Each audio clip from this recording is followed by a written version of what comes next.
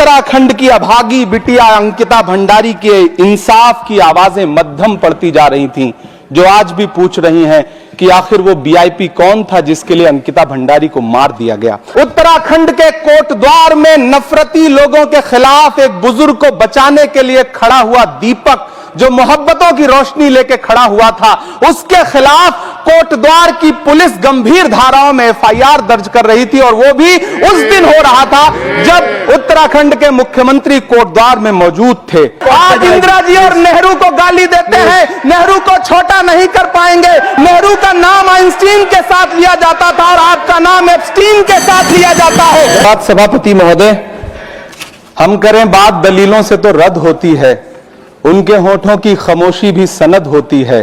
कुछ न कहने से भी छिन जाता है एजाज़े सुखन, जुल्म सहने से भी जालिम की मदद होती है। सभापति महोदय, मैं राष्ट्रपति के अभिभाषण पे अपने बात रखने के लिए खड़ा हुआ हूं। उस दिन देश की संसद के गलियारों में सरकार की तारीफ करती हुई महामहिम की आवाज गूंज रही थी, तो उधर मेरे कानों में हसदेव के जंगलों में आदिवासियों को जिंदगी देने वाले पेड़ों पर चलती हुई कुल्हाड़ी की आवाज गूंज रही थी। सभापति महोदय, इस तरफ महामहिम के भाषण पर प्रधानमंत्री जी संसद की मेज थपथपा रहे थे और उधर उत्तराखंड की अभागी बिटिया अंकिता भंडारी के इंसाफ की आवाजें मध्यम पड़ती जा रही थीं, जो आज भी पूछ रही हैं कि आखिर वो वीआईपी कौन था जिसके लिए अंकिता भंडारी को मार दिया गया।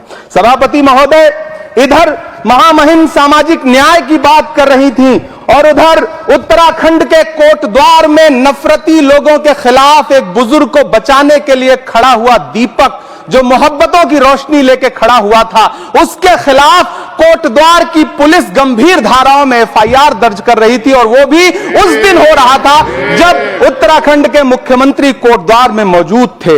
ये नया भारत है जहां दंगाइयों के खिलाफ एफआईआर नहीं होते, बल्कि अमन और मोहब्बत की बात करने वालों के खिलाफ एफआईआर दर्ज होता है।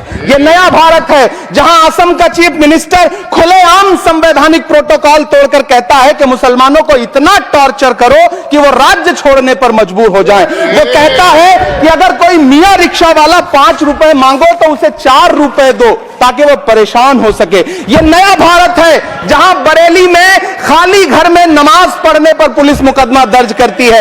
यह नया भारत है जहां क्रिसमस की तैयारी करते हुए ईसाइयों पर सरकार मुकदमा दर्ज करती है।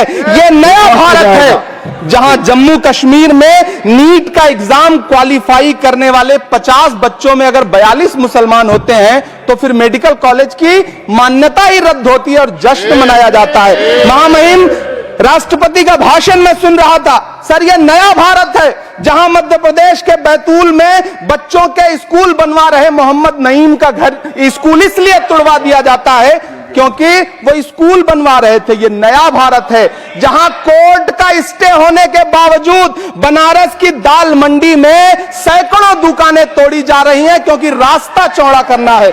सभापति महोदय, मैं आपसे कहना चाहता हूं कि जो पीढ़ी अपने बुजुर्गों को गाली देती है उसके साथ प्रकृति इंसाफ करती है। आज इंदिरा जी और नेहरू को गाली देते हैं, नेहरू को छोटा नहीं कर पाएंगे। नेहरू का नाम आइंस्टीन के साथ लिया जाता था और आपका नाम एप्स्टीन के साथ लिया जाता है। आपको ये बात समझनी पड़ेगी। सभापति महोदय, मुझे 1 मिनट बोलने दे, मुझे कंक्लूड करने दो।